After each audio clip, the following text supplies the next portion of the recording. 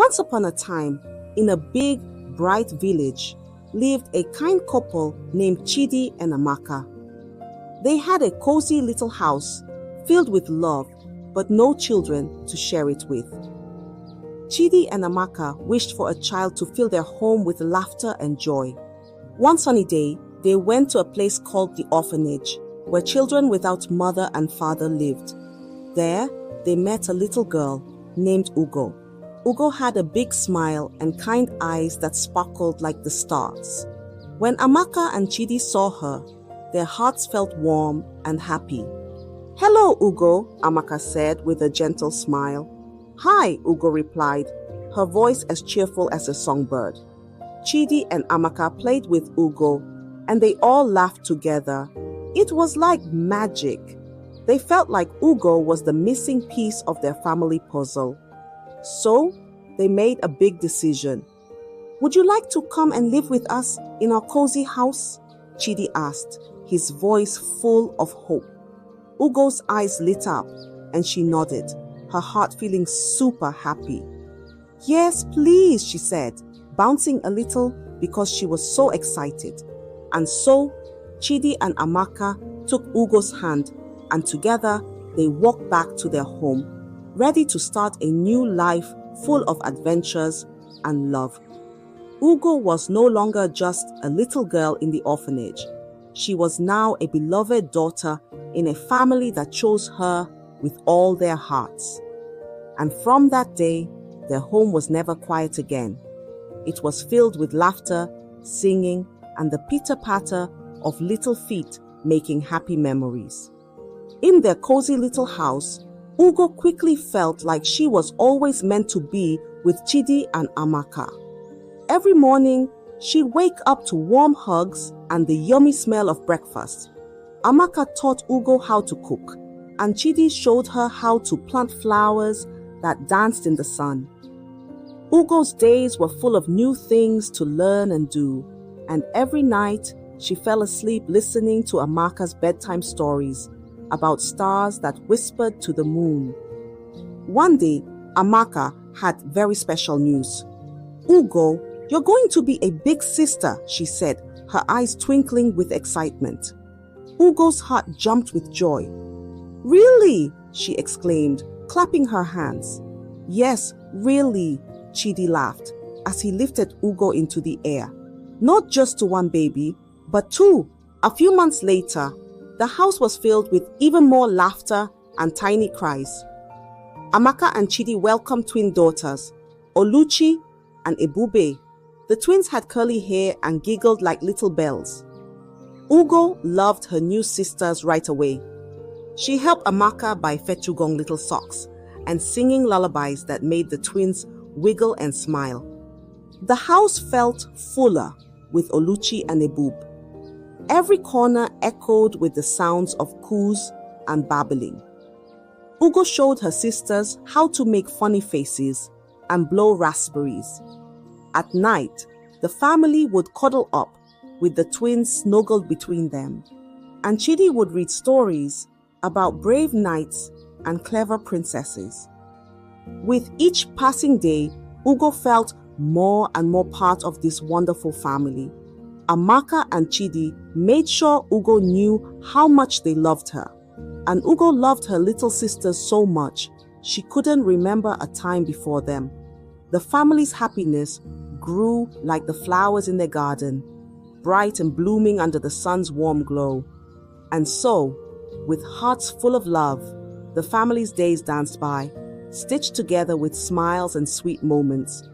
One windy evening, when the sky was painted with clouds, something very sad happened. Chidi and Amaka were coming back from the market when their car had a big accident. It was so sudden that everyone in the village felt a cold shiver. That night, the cozy little house didn't hear bedtime stories or see any smiles. Chidi and Amaka went to the stars, leaving Ugo, Oluchi, and Ebube all alone. The next few days were quiet and grey. The sisters hugged each other a lot, trying to understand why their mommy and daddy wouldn't come home. Ugo, being the oldest, tried to be strong for Oluchi and Ebub. She wiped away their tears and made them porridge. But when she was alone, Ugo would look at the stars and whisper, "I miss you, Mommy and Daddy." Even though their hearts were heavy, there was still a farm to take care of. The farm was filled with clucking chickens, mooing cows, and fields of vegetables that needed tending. Chidi and Amaka had loved their farm, and now it was all the sisters had left of them. As the season changed, the farm continued to provide for the sisters. They sold eggs, milk, and fresh vegetables at the market. People in the village loved their produce and often asked, "How are you, little ones?" The sisters would smile and say, "We're okay, thank you." Managing the farm wasn't easy, but it helped Ugo, Oluchi, and Ebube feel closer to their parents. Every plucked vegetable and every harvested crop was a reminder of their parents' love and the lessons they had taught them. The farm wasn't just a place to live. It was a place that held their family's heart and hope. With each other's support, the sisters slowly found a way to smile again. They knew their parents were watching over them from the stars, proud of their brave, strong girls who kept the farm and their love alive. One sunny afternoon, the sisters invited all their relatives for a big family gathering at the farm. Everyone was there, laughing and sharing stories under the big oak tree. Ugo, Oluchi, and Ebube wanted to feel close to their family, just like in the old days when Chidi and Amaka were there. Adaku, who wore a big colorful hat, smiled a lot, but her eyes didn't smile like her mouth did. After a big lunch of roasted chicken and fresh corn, when everyone was sitting around, Adaku stood up.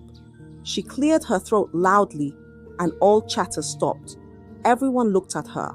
"I have something very important to say," Adaku began, her voice serious. "It's about Ugo." She paused, looking around at everyone's curious faces. Ugo felt a funny feeling in her stomach, like when you're about to go down a big slide. Adaku continued, "Ugo here, well, she isn't really Chidi and Amaka's daughter.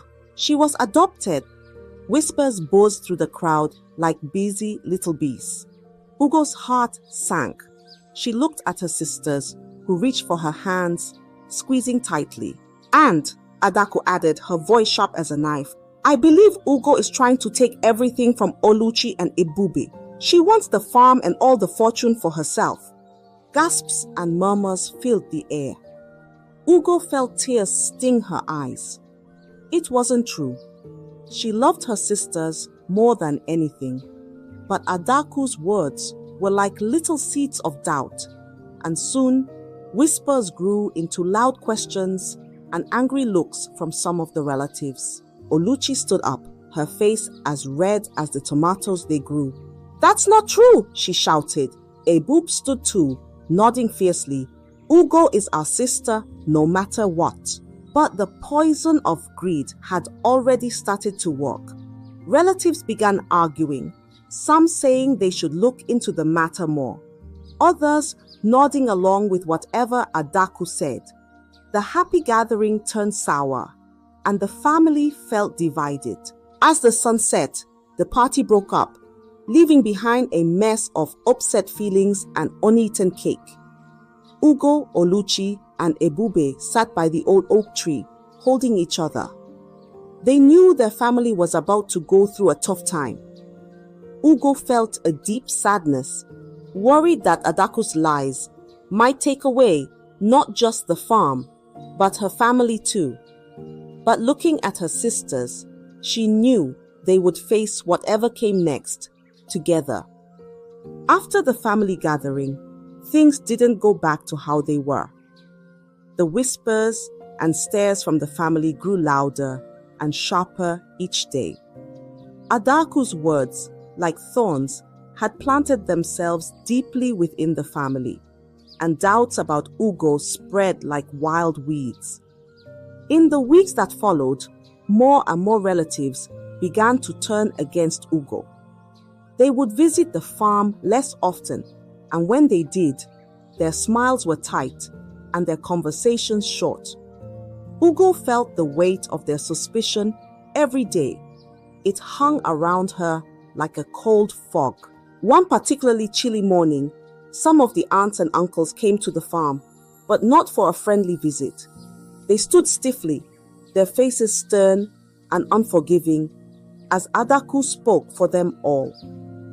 "Ugo," she began, her voice cold, "it's best for the family if you leave the farm. We can't have someone who might be plotting against her own sisters living here." Oluchi and Ebube cried out in protest. "No, Ugo wouldn't do anything like that," Oluchi exclaimed, her voice fierce with loyalty. "Yeah, she loves us. She loves the farm. You can't make her leave," Ebube added, her young voice cracking under the strain. But the relatives wouldn't listen. Their minds had been poisoned by greed and suspicion, fed by Adaku's malicious words.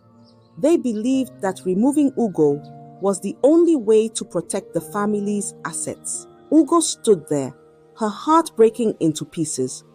She looked into the faces of her family, Sia Ugong, for some sign of trust or love, but all she saw were cold eyes and closed hearts. With a heavy heart, Ugo packed a small bag with her most cherished belongings. A picture of her with Chidi and Amaka, her favorite book, and the little wooden horse Chidi had carved for her. "I love you, Oluchi, Ebube," Ugo said, hugging her sisters tightly, her voice a whisper among the shouting. "Remember, no matter what, I'm always your sister." With tears streaming down her face, Ugo walked away from the farm, the only home she had ever known. Behind her, Oluchi and Ebube cried, their sobs echoing in Ugo's ears as she walked into an uncertain future. Alone and betrayed, Ugo wandered away from the village, her thoughts swirling like leaves in a storm. The farm's rolling fields and the laughter-filled rooms seemed like a distant dream now. As the sun set, casting long shadows on her path, Ugo felt the sharp sting of isolation. But deep down, a small flame of hope flickered stubbornly. Someday, somehow, she would find a way to prove her love and loyalty to her family and reclaim her rightful place at home. Ugo wandered far from the bright village where she grew up. She found herself in a smaller, quieter place where nobody knew her name. The days were long, and the nights even longer. Ugo missed her sisters terribly and often sat under the stars, hoping they were looking at the same sky. Finding work was hard, but Ugo was determined. She remembered all the things Chidi had taught her about growing things. So, she found a little piece of land on the edge of the village and started growing vegetables. Her hands became rough from the soil, and her face tanned under the sun. But watching things grow made her feel a little bit closer to home. Ugo sold her vegetables at the local market. She didn't earn much, but it was enough to buy food and rent a small room at an old inn. The innkeeper was a kind old woman who reminded Ugo of Amaka. She didn't say much, but her gentle nods and warm porridge made Ugo feel welcome. Even though she was making ends meet, life was not easy. Ugo missed the laughter of Oluchi and Ebube, the comfort of their big cozy kitchen, and the safety of her own bed. But she never let her hardships turn her heart cold. She shared what little she had with others who were struggling, remembering how her parents had taught her to be kind and generous. Every night before falling asleep, Ugo would think about her sisters. She hoped they were safe and happy. She hoped they knew she didn't leave because she wanted to. And above all, she hoped that one day they would understand why things happened the way they did and would forgive her for leaving. Ugo kept a little diary, writing down her thoughts and feelings. She wrote about her new life, the people she met, and her dreams of returning home. She wrote about her love for her sisters and how she wished to see them again. With each word, she sent a silent wish into the world, hoping it would find its way to Oluchi and Ebube. As the seasons changed, Ugo grew stronger. The hardship molded her like the river stones, smooth and enduring. She knew that no matter what, she had to maintain her integrity and keep her hopes alive for a future where she could be reunited with her family. And so, with each passing day, Ugo worked, waited, and hoped for a chance to go back home and embrace her sisters once more. Back at the farm, Oluchi and Ebube felt the emptiness left by Ugo's absence. Each day seemed grayer than the last, and the laughter that once filled the farmhouse had quieted. Yet, amidst their sadness, the sisters grew increasingly aware of the relatives' true colors. Oluchi and Ebube decided to test the intentions of their aunts and uncles who had been so quick to believe Adaku and cast Ugo away. They pretended to be naive and unsure about managing the farm, watching closely how their relatives reacted. One evening, during a casual dadako with the relatives, Ebube mentioned, "We're just not sure if we can handle all of Daddy's business on our own. It's all so overwhelming for us." Her voice wavered just enough to sound convincingly distressed. The relatives exchanged quick glances, and Adaku, always eager to take control, spoke up. "Well, perhaps it's time to consider selling some of the land. It would certainly lighten your burden, and we can help manage the finances from the sale." Oluchi frowned, pretending to consider the idea. "I suppose that could work. We just want what's best for the family." Her words were bait, and many of the relatives took it eagerly. Over the next few weeks, Oluchi and Ebube observed their relatives discussing plans among themselves, often suggesting ways to break off pieces of the farm for sale. The sisters pretended to agree, but never signed any papers or made any deals. They noticed how some relatives, who had never shown interest in the farm's workings, suddenly had many ideas about improving the farm, which always involved selling valuable assets or cutting down costs that affected the workers' livelihoods. The final confirmation of their relatives' greed came when they overheard a conversation between Adaku and Uncle Joe. They were in the barn, speaking in hushed, eager tones. "Once the girls agree to sell the north field, we can push them for the orchards next. They don't know the value of what they have. We'll make a fortune." Hearing this, Oluchi and Ebube felt a cold wave of realization wash over them. The relatives didn't care about the legacy their parents wanted to leave them. They only cared about how much money they could make from it. That night, in the privacy of their room, the sisters held each other, the decision clear. "We need to find Ugo," Oluchi whispered fiercely. "She's the only one we can trust, the only one who truly loves this place like we do." Ebube nodded, her resolve hardening. "We'll bring her back, and together we'll protect what Mom and Dad built. It's time we stand up to them, for Ugo, for us, and for the farm." With heavy hearts but a clear purpose, Oluchi and Ebube began planning how to reconnect with Ugo, unaware of how much she longed to return. Their bond, forged in the face of deceit and betrayal, became their strength, and their resolve to reunite their family grew with each passing day. In the cool light of dawn, Oluchi and Ebube stood at the edge of their farm, looking out over the fields that stretched towards the horizon.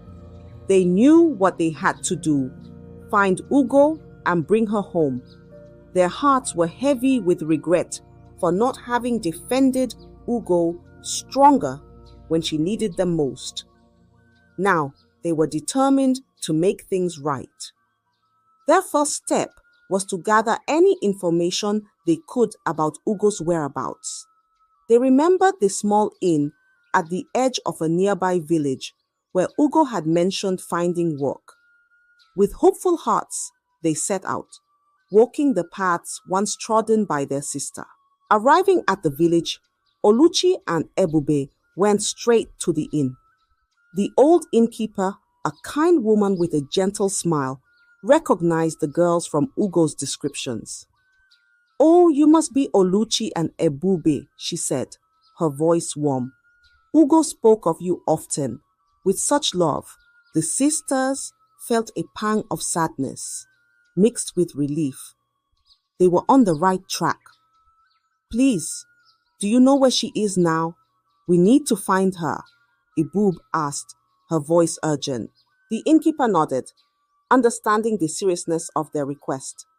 "Ugo left a few weeks ago," she explained. "She found a small piece of land to farm, just south of here. She's been living there, trying to make her own way." Thanking the innkeeper, Oluchi and Ebube hurried south, following the directions given.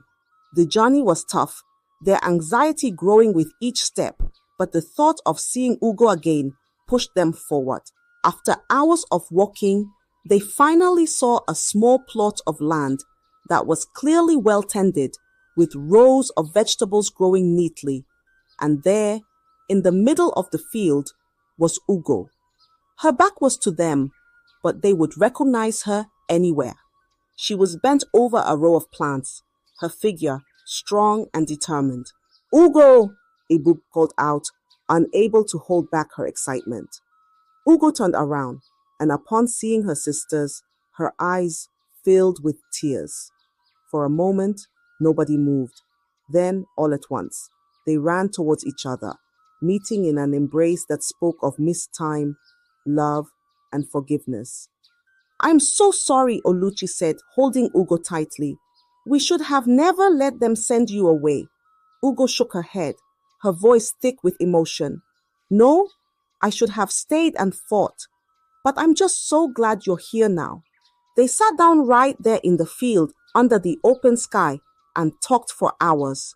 Oluchi and Ebube told Ugo everything, how they had tested the relatives, what they had discovered, and how desperately they wanted her back.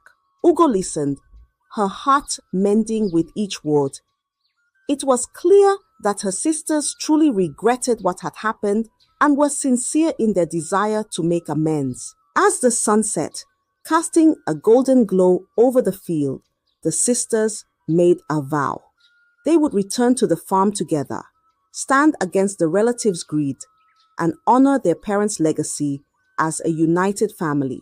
With Ugo by their side, Oluchi and Ebube felt stronger than they had in months.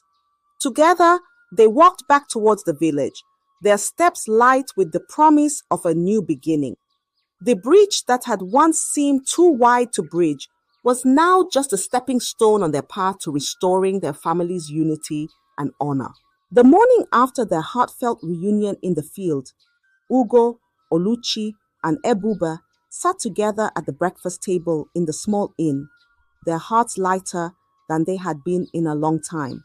Oluchi, ever the organizer, laid out a map of the farm and nearby lands.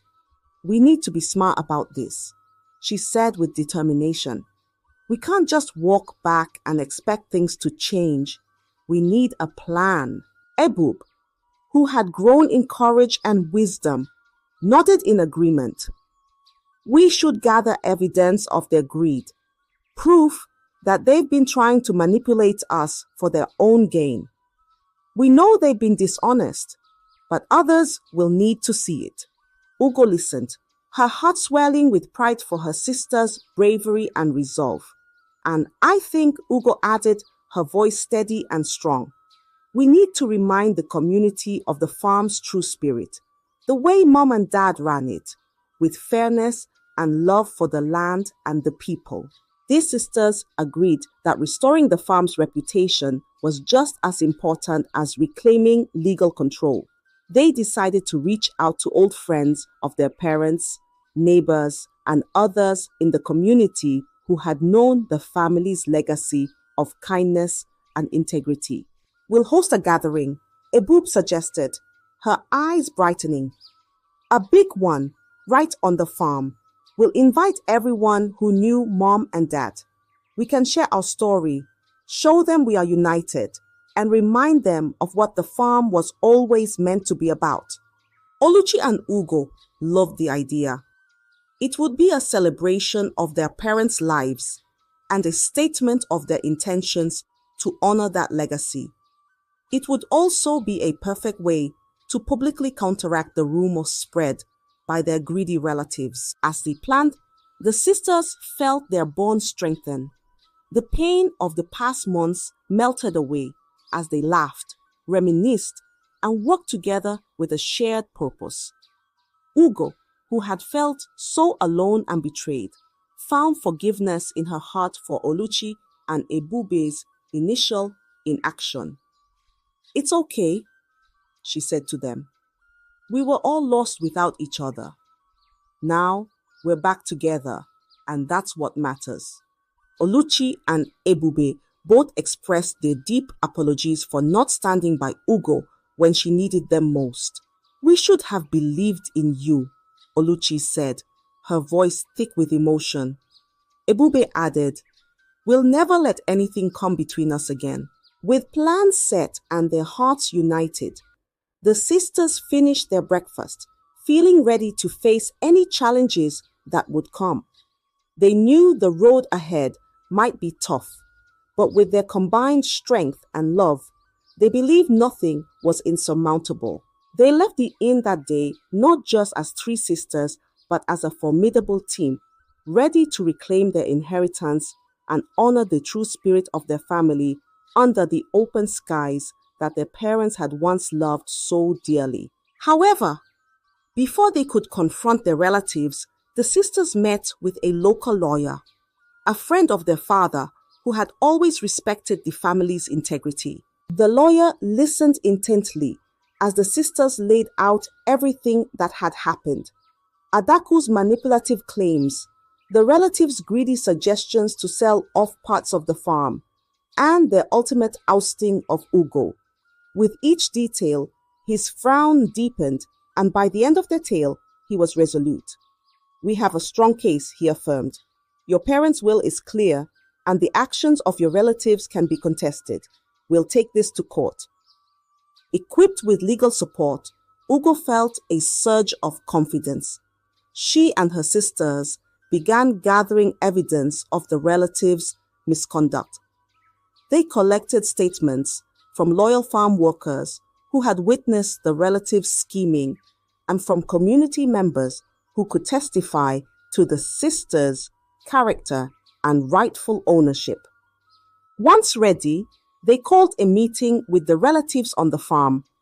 The air was tense as Adaku and the others arrived, their faces a mix of defiance and surprise at the sisters' united front. Ugo stood strong, flanked by Oluchi and Ebube as she addressed the group. "We know what you've been trying to do," Ugo began, her voice steady, "but this farm belongs to us, as our parents wanted. We are taking legal action to ensure that justice is served." Adaku tried to interrupt, her voice shrill with anger, but Oluchi stepped forward. "We have evidence of everything," she said, holding up a folder, thick with documents. "And we are not alone in this. The community supports us, and the law is on our side." The relatives, faced with the sisters' resolve and the threat of legal repercussions, began to falter. Some looked away in shame, while others muttered under their breath, realizing the game was up. In the weeks that followed, the legal proceedings unfolded. The courtroom was a battleground where the sisters' unity and the evidence they had gathered spoke volumes. The judge, after reviewing the case, ruled in favor of Ugo, Oluchi, and Ebube. The relatives' claims were dismissed, and the full control of the farm and its assets was legally returned to the sisters. When the verdict was announced, a weight lifted from the sisters' shoulders. They hugged each other, tears of relief and joy mingling with a sense of vindication. Outside the courthouse, they were met with cheers from many community members who had come to support them. With the farm officially theirs again, Ugo, Oluchi, and Ebube walked back to their land, the sun setting behind them, casting long shadows on the path they walked.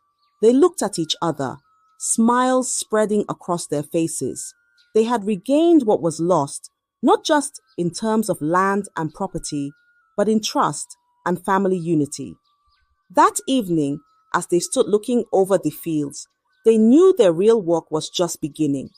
They planned to revive the farm, not just as a business, but as a community hub, a place that would honor their parents and serve as a testament to their resilience and love as a family. The journey had been long and fraught with obstacles, but together they had emerged stronger, their bond unbreakable.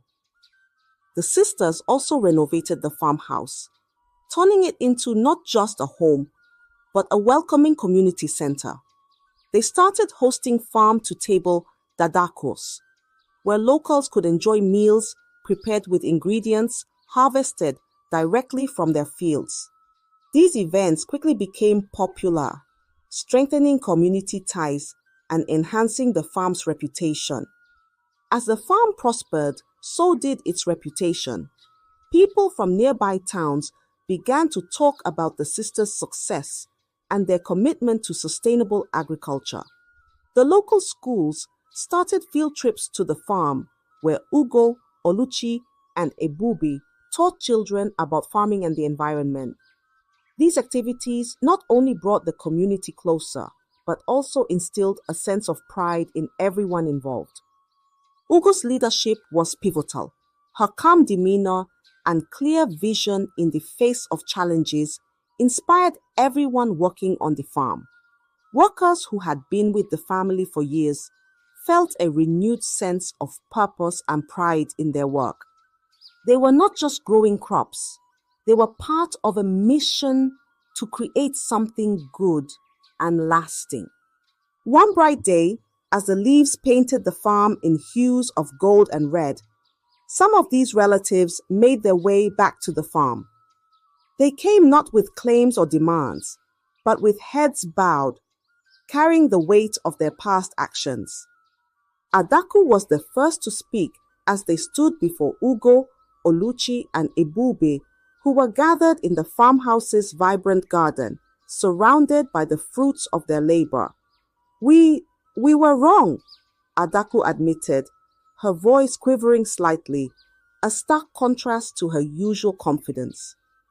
Your parents would have been proud of what you've accomplished here, and we let greed blind us to that truth.